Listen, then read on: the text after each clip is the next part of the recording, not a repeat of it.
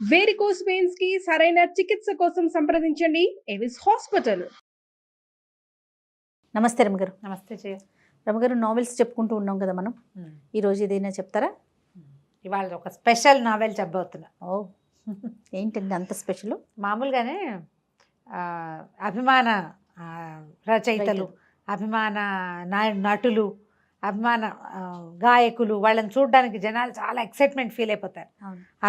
Actors ఎవరైనా ఉంటే వాళ్ళ దగ్గరికి వెళ్ళి ఏం మాట్లాడాలో తెలియదు, ఏం మొత్తానికి వెళ్ళిపోతారు దగ్గరికి. నా దగ్గర కూడా అలా వస్తుంటారు కదా. వీళ్ళకి అందరూ ఏమిటో ఎక్సైట్మెంట్ నాకు ఎప్పుడూ అర్థమయ్యేది కాదు. ఏముంది, సినిమాలు చూస్తూనే ఉంటాం కదా, బయట విడిగా చూడటం వల్ల వాళ్ళతో మాట్లాడటం వల్ల వచ్చే ప్రయోజనం ఏమిటో నాకు ఏనాడు తెలిసేది కాదు. నాకు ఎప్పుడూ ఆశ్చర్యంగానే ఉండేది. ఎవరైనా నా దగ్గర కూడా అంత ఉత్సాహంగా వస్తే ఏమిటబ్బా పాపం వెళ్ళు అని అనిపిస్తుంది నాకు బాగా. అంటే కరెక్ట్ ఆ ఫీల్ ఏమిటో అనేది నాకు తెలీదు. దాన్ని నేను మొట్టమొదటిసారి అనుభవించాను జయ, ఫస్ట్ జీవితంలో. మామూలుగా నాకు బాలుగారు చాలా ఇష్టం, నీకు తెలుసు కదా. కానీ వారిని చూడాలని, ఎక్కడైనా ఇక్కడ ఉన్నారంటే పరిగెత్తుకుంటూ వెళ్ళిపో అలాంటి భావాలు కలగల. ఈ మనం నావెల్స్ చెప్తున్న క్రమంలో మనం ఎద్దనపూడి సులోచనారాయణ గారివి చెప్పుకున్నాం, మాలతీ చంద్ర గారివి చెప్పుకున్నాం. నాకు ఎప్పటి నుంచో మల్లాది వెంకటకృష్ణమూర్తి గారివి చెప్పాలని కోరిక. అయితే వారిని ఎట్లా అప్రోచ్ అవ్వాలో తెలియలా. చాలా మంచి దారి బలభద్రపాత్రుని రమణి గారు రైటర్ తెలుసు కదా, వారి ద్వారా మల్లాది గారి నెంబర్ దొరికింది నాకు. అంటే ఆవిడ ఇచ్చారు, నేను పర్మిషన్ తీసుకోవటం కోసం ఆవిడ అడ్వైస్ తోటి మీరు మాట్లాడండి, అడగండి అంటే నేను ఫోన్ చేస్తానని చెప్పుంటారు. జీవితంలో మొదటిసారి జయ ఆయన నమస్కారం అమ్మ అనగానే గూస్ బంప్స్ వచ్చినాయి నాకు. ఓ సూపర్. నాకు ఎంత ఇష్టం అంటే ఆయన చాలా ఇష్టం. మొత్తం వారి నావెల్స్, వారి కథలు, చందమామ కథలు మంచివి, అంటే అపరాధ పరిశోధన టైప్ కూడా, క్రైమ్ స్టోరీస్ కూడా. ఏ ఒకటి అబ్బా ఇది నాకు నచ్చలేదు, ఇది నాకు ఎక్కలేదు అనుకోలే ఇప్పటిదాకా నేను. సూపర్. కొంతమంది రచయితలు కొన్ని ఎక్కవు. అవునవును, ఎంత ఇష్టమైనా కూడా కొన్ని ఎందుకో వెళ్ళవు లోపలికి. ఎందుకనో మల్లాది గారివి నాకు అన్ని ఇష్టం. నాకు ఆయన అంటే ఇష్టం, అంటే ఇష్టమే, అన్నీ ఎప్పుడు చదువుతూనే ఉంటా. కానీ గూస్ బంప్స్ రావడం అనేది ఒక ప్రత్యేకమైనది అనమాట. చాలా ఆశ్చర్యం వేసింది. అప్పుడు నాకు తెలిసింది, ఎవరి మీదైనా మనకి అభిమానం ఉంటే, మనకు ప్రీతి ఉంటే, నిజంగా మన మనసు ఎట్లా ఎక్సైట్ అవుతుంది అనేది నాకు అర్థమైంది అనమాట. మీరు అనుభవించారు? నేను అనుభవించాను, నాకు అర్థమైంది. నన్ను కలవాలని కోరుకునే వాళ్ళ ఎక్సైట్మెంట్ ఏంటి అనేది నాకు ఇప్పుడు బాగా అర్థమైంది. ఫోన్లో మాట్లాడినా చాలదు, కలవాలి అనుకుంటారు వాళ్ళు. సో వారితో మాట్లాడి ఆయన దగ్గర నుంచి 2 నావెల్స్ చెప్పడానికి పర్మిషన్ తీసుకున్నాను నేను. చెప్పండి అమ్మా చూద్దామన్నారు. నేను అడిగిన 2 నావెల్సే చెప్పారు. నేను మాట వరుసకి 2 నావెల్స్ పేర్లు చెప్పా, ఆయన ఒప్పుకున్నారు.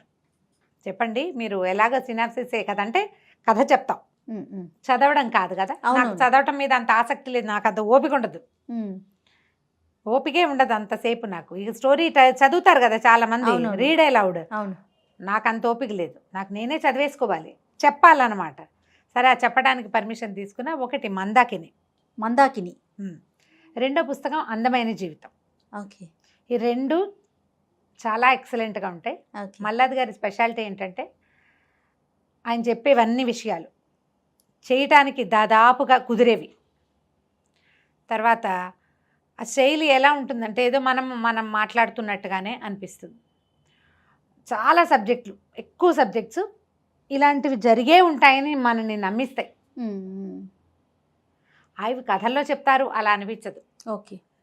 తర్వాత కాలంలో మొదట రాసిన నావెల్స్ కంటే జయం అని ఒక అద్భుతమైన నావెల్ రాశారు, అది చాలా ఇష్టం. ఈ 2 నేను సక్సెస్ఫుల్గా వారిని మెప్పించగలిగితే, ప్రేక్షకులు ఎలాగూ అలవాటైన వాళ్ళు మనకి వినేస్తారు కదా, ఆయనకి నచ్చితే ఆ జయం కూడా తీసుకుని చెప్పాలని ఉంది నాకు. తప్పకుండా. ఒక ఆధ్యాత్మికమైన ధోరణిలోకి వెళ్ళినటువంటి వారి పరిణతి అందులో కనపడుతుంది అనమాట. చాలా నచ్చింది, అది కూడా చాలా బాగుంది నాకు. సో ఈ 2 నావెల్స్లో మందాకిని చెప్దాం ఇప్పుడు. అంటే ఈ ఉపోద్ఘాతం ఎందుకు చెప్పానంటే నేను దీనికోసం ప్రయత్నం చేశానని చెప్పడం కోసం అన్నమాట. అయితే ఈ మందాకిని నవలని చిన్నప్పుడు కొంచెం నేను జస్ట్ స్కూల్ దాటి 80s వచ్చిందని అనుకుంటున్నా. చదివినప్పుడు బాగానే ఉంది. అయితే మా అక్క ఏంది, నాకు చాలా నచ్చింది అని నేను చెప్తే మా అక్క అంటుంది, ఏమిటది, పతివ్రత కథలాగా ఉంది అన్నది. అప్పుడు నేను ఒక కొత్త కోణంలో ఆ కథను చూడడం మొదలుపెట్టాను. ముందు ఆ వయసుకి నాకు తెలియలేదన్నమాట ఆయన చెప్పిన లోపల భావం ఏమిటి అనేది. నేను ఆ రకంగా ఆలోచించలే. తర్వాత నాకు తెలిసింది, ట్రూలీ ఒక పతివ్రత కథ మందాకిని. ఓ ఈ కాలపు పతివ్రత పెళ్ళిని నిలబెట్టుకోవాలనుకునే ఒక అమ్మాయి ఎలా చేసి తన పెళ్ళిని నిలబెట్టుకుంది, వైవాహిక జీవితాన్ని సరి అయిన దారిలో. పెళ్ళి నిలబెట్టుకోవడం అంటే ఏదో మొగుడు పెళ్ళం కలిసి ఉంటాం కాదు, లివ్డ్ ఎవర్ ఆఫ్టర్ హ్యాపీలీ అనాలి. మనం ఎప్పటికీ హాయిగా ఉండటం, సంతోషంగా ఉండటం, జీవితాన్ని సరైన దారిలోకి తీసుకురావటం. ఇప్పుడు చిన్న చిన్న వాటికే ఏదైనా పెద్దవాటికి తప్పదనుకో, చిన్న వాటికి కూడా తగాదాలు పడి పోట్లాడి ఎక్స్పెక్టేషన్స్ తోటి మనం డివోర్స్కి వెళ్ళిపోతున్నాం. అవును, సమాజం అటు పరిగెత్తేసింది. ఇది సమాజం ఆ వైపుకి తిరుగుతున్న కాలంలో రోజుల్లోనే రాయబడింది కథ. చాలా బాగుంటుంది, తప్పకుండా చదవవలసిన నవల.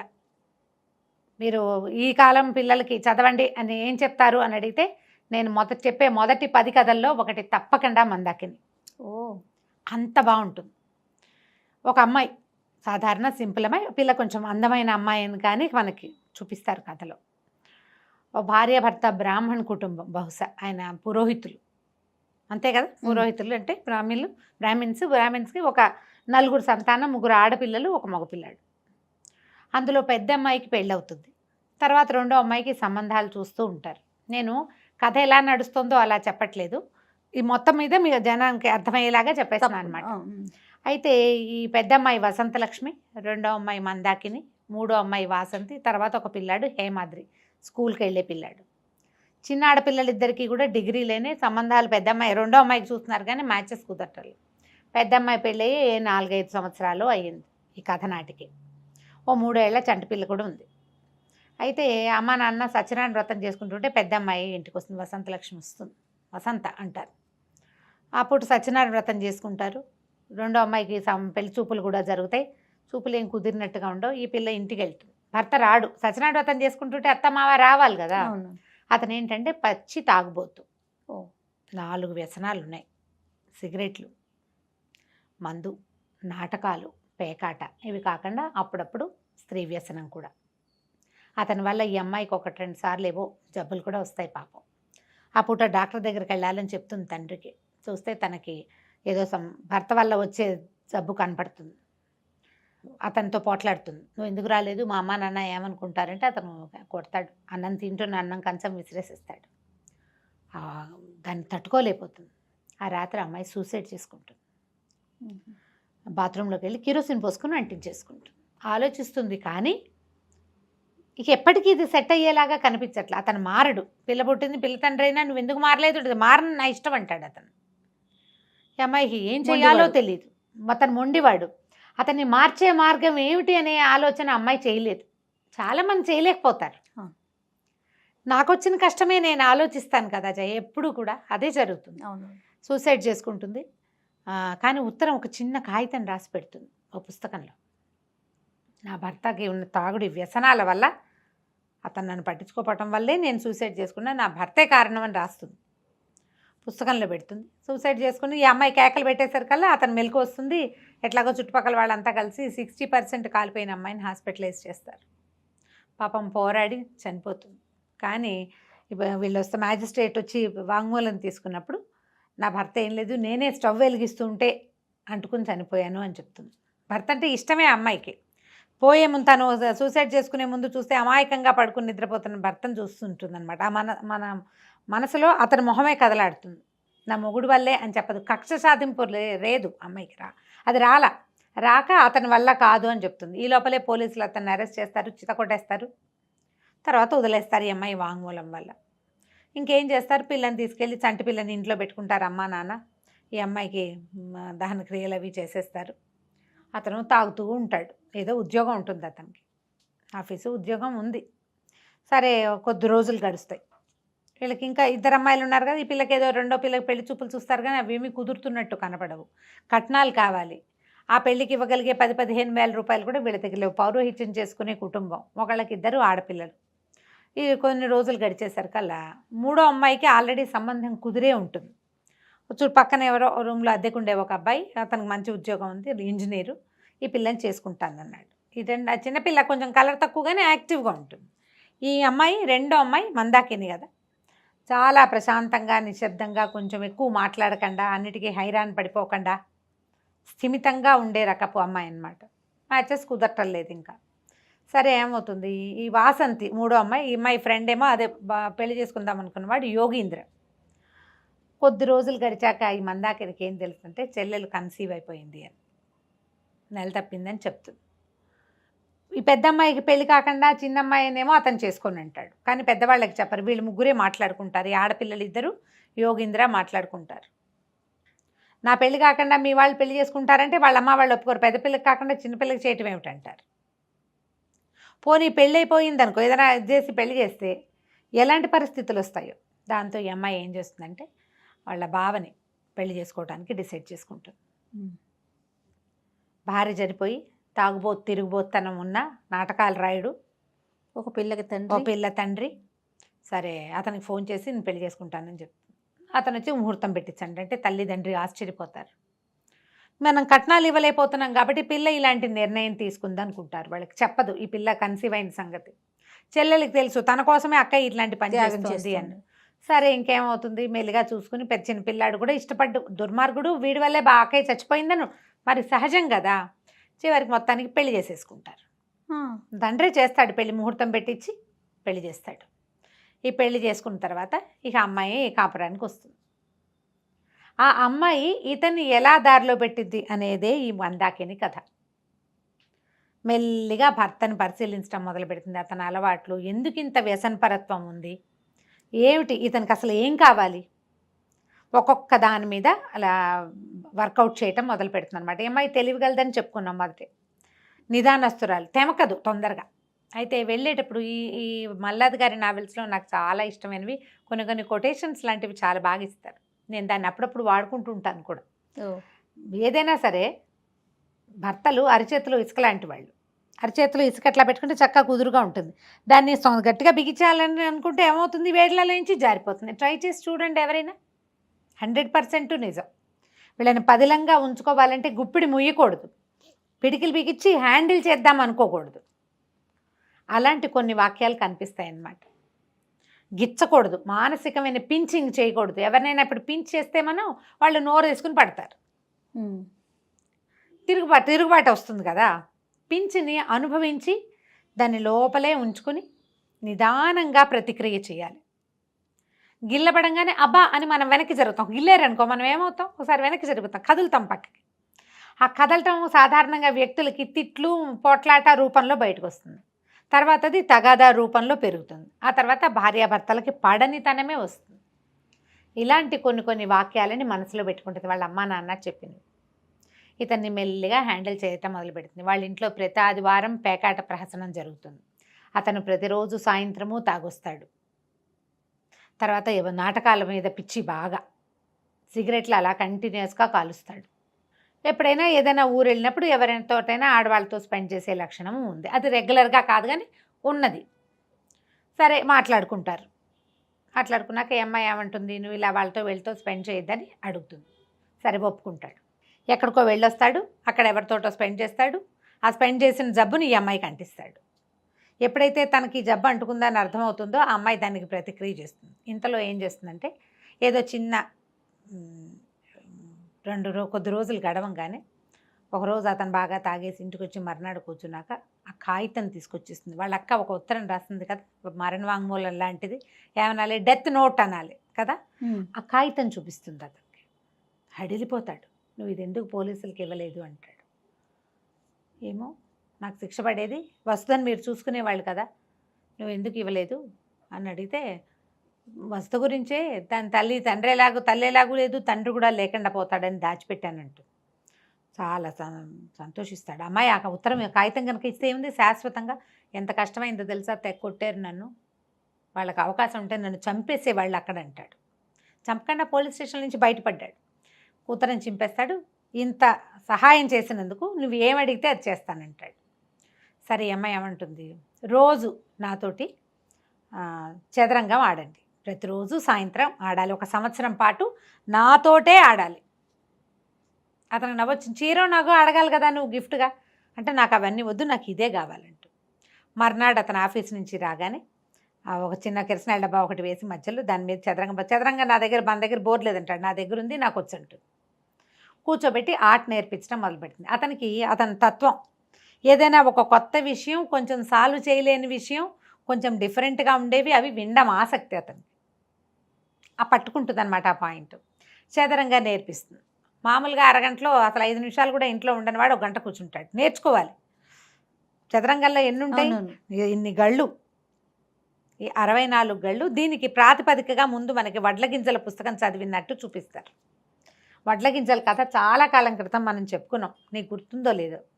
ఒక తంగిరాల శంకరప్ప అనే ఒక యువకుడు రాజావారిని ఓడిస్తాడు ఇంకో చోటకు వచ్చి.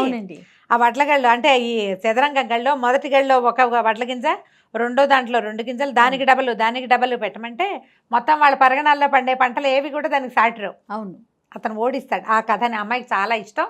ఎక్కువసార్లు చదివి బ్రెయిన్ అట్లా పదును పెట్టుకుంటుంది. అందులో ఉన్న సంభాషణలు కూడా చాలా బాగుంటాయి.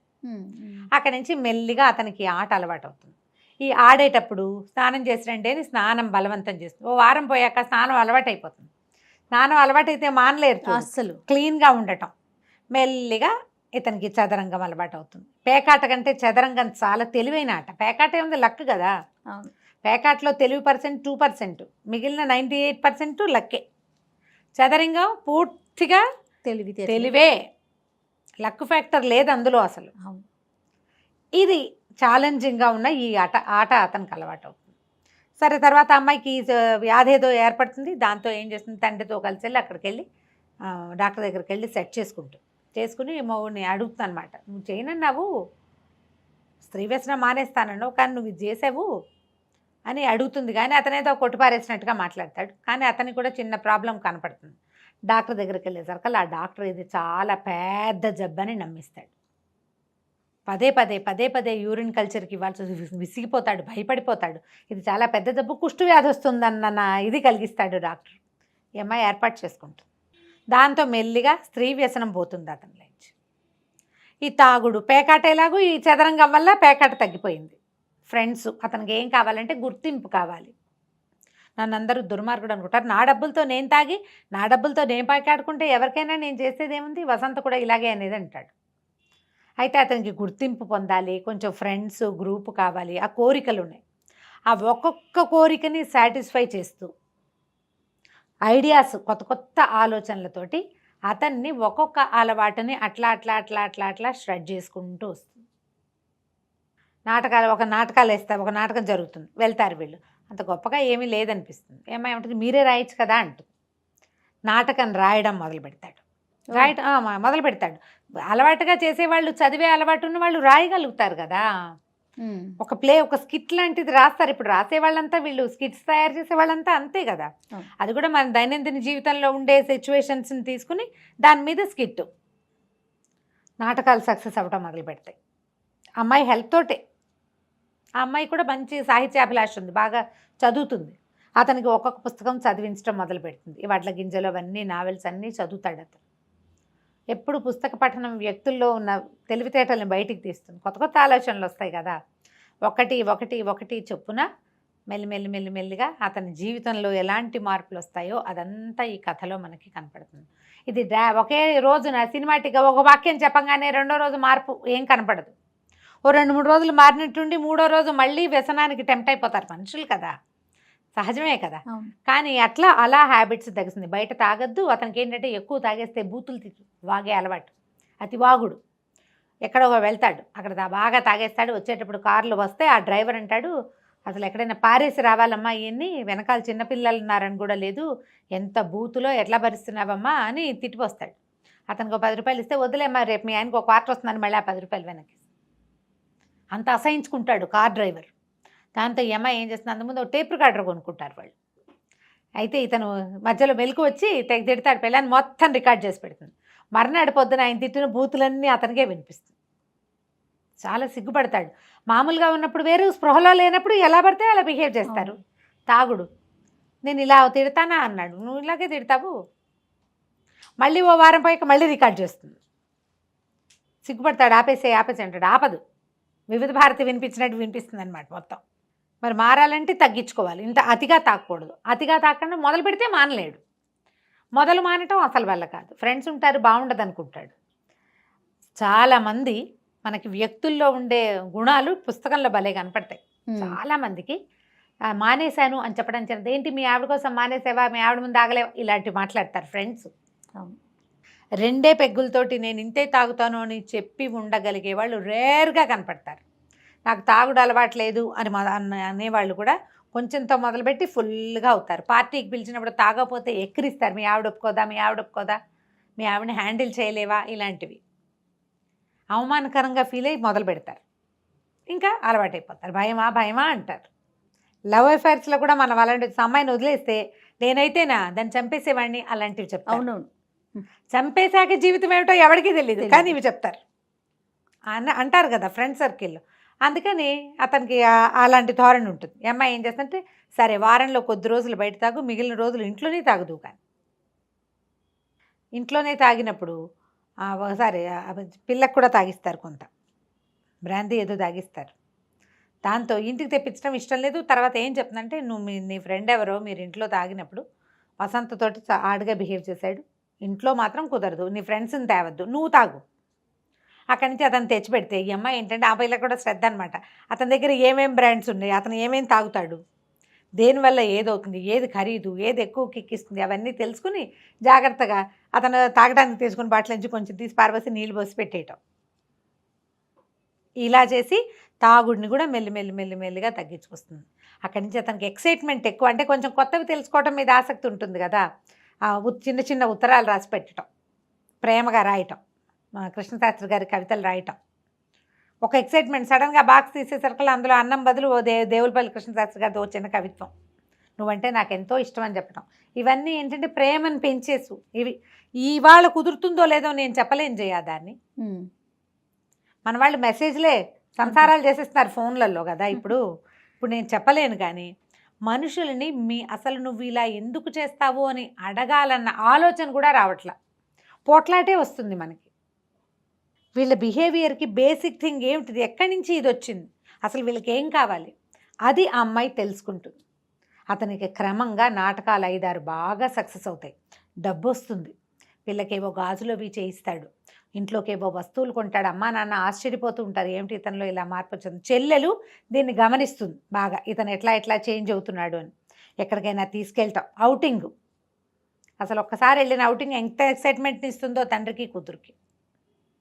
ఈ అమ్మాయి పిల్లలు కలగకుండా జాగ్రత్త పడుతుంది. ఇది నేను చకచకా చెప్పేస్తున్నా.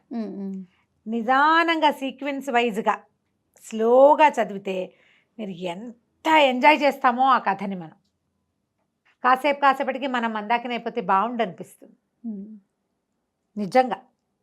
ఇప్పుడు ఎన్నేళ్ల క్రితం చదివాను అప్పుడు కాలేజ్ పిల్లని, అప్పటికి ఇప్పటికీ కూడా నేను అలాగే ఫీల్ అవుతాను. ఈ నాటకాలు సక్సెస్ అయ్యి సినిమాల్లో నుంచి కూడా అతనికి అవకాశాలు వస్తాయి.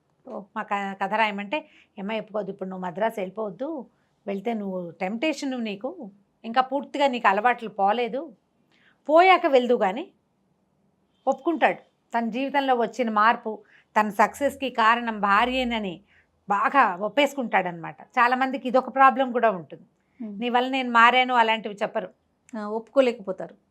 పోనీ ఆడవాళ్ళు కూడా ఏం చేస్తారంటే నా వల్లే నువ్వు మారావు, నా వల్లే నీ జీవితం మారింది అని పోట్లాడతారు. నేను వచ్చాకే కదా నీ జీవితం బాగుపడింది, అలా కూడా అనకూడదు. అతను మాత్రం 1-2 సార్లు అది ఒప్పుకుంటాడు. ఆ అమ్మాయి కామ్గా ఉంటుంది.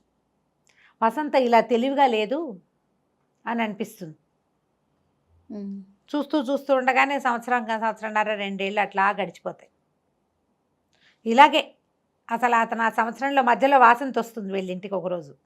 అబ్బో చదరంగం ఆడిన ఇంకా ఈ పిచ్చి వదలలేదా అని బావగారు నాతో ఆడతారంటే నేను ఆడను, మందాకిని పర్మిషన్ ఇస్తేనే ఆడతానంటాడు.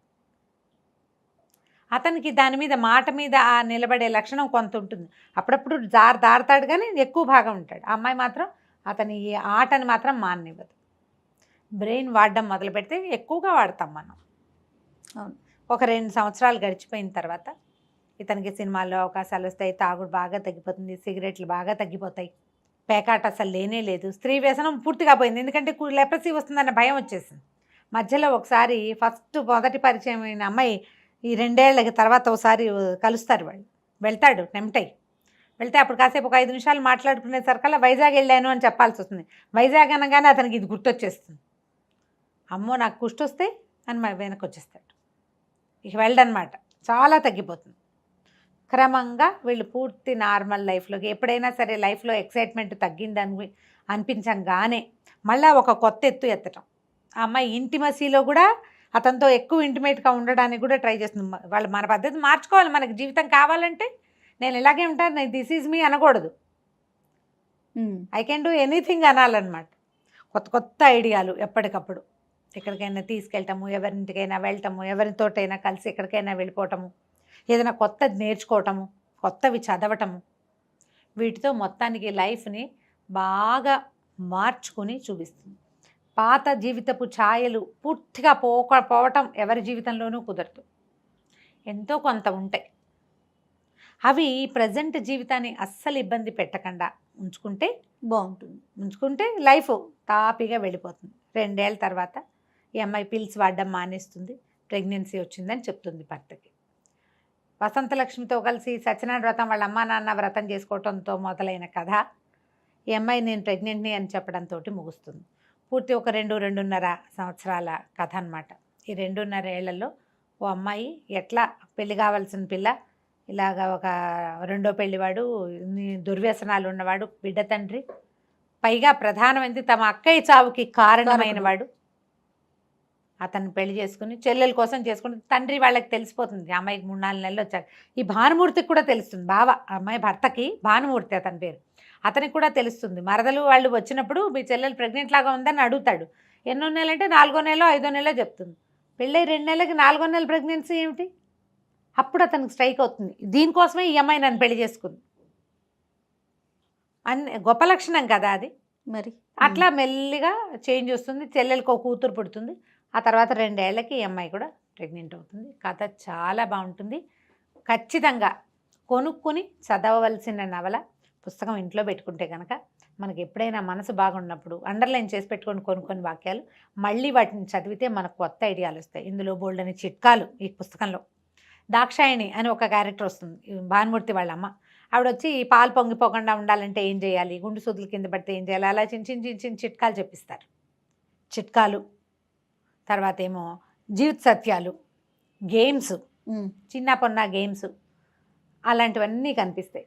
చిన్న ఆలోచనలు. ఈ పుస్తకాన్ని సొంత పుస్తకంగా ఉంచుకోవాలి. కథ వినడానికి ఎంత బాగుంది, చాలా బాగుందండి. బ్రీఫ్గా చెప్పాలంటే ఇదొక పతివ్రత కథ. తన భర్తని మార్చుకున్న అమ్మాయి. మనం గృహప్రవేశం జయసుధ యాక్ట్ చేసిన సినిమా చూస్తుంటారు చాలామంది. అందులో కూడా అమ్మాయి భర్తని మార్చుకుంటుంది. మార్చడానికి అమ్మాయి చేసిన యాక్ట్స్ ఏమిటో మనకు పెద్దగా కనపడవు. నావెల్స్లో అలాంటివి బాగా రాయగలుగుతారు. సినిమాల్లో వాళ్ళు చేసినవి సినిమాటిక్గా ఉంటాయి. ఇది సినిమాటిక్గా ఉండదు. అమ్మాయి తాలూకు కఠోరమైన శ్రమ, దీక్ష, ఫోకస్ పోకుండా ఉంచుకోవటం, సంయమనం కోల్పోకుండా ఉండడం, ఏదైనా పరిస్థితి వచ్చినా ప్రతిసారి నేను మందాకిని, నేను చేయగలనని సెల్ఫ్ బూస్టింగ్ చేసుకోవటం. అన్ని కోణాలు ఉన్నాయి. అమ్మాయి మరి ఇందులో ముందుకెళ్ళాలి. జీవితం పాడు చేసుకోకూడదు. పుట్టింటికి వెళ్ళిపోలేదు, ఆ పిల్లకి అన్యాయం చేయలేదు, సంసారం బాగుండాలి, ఎన్నుకున్న జీవితం సరిగ్గా ఉంచుకోవాలి. దానికోసం ఒక అమ్మాయి ఎంత ట్రై చేయొచ్చో ఇందులో కనిపిస్తుంది. ఆధునిక పతివ్రత కథ మందాకిని. బాగుంది కదా, చాలా బాగుంది. కొని చదవండి తప్పకుండా అండి. నమస్తే.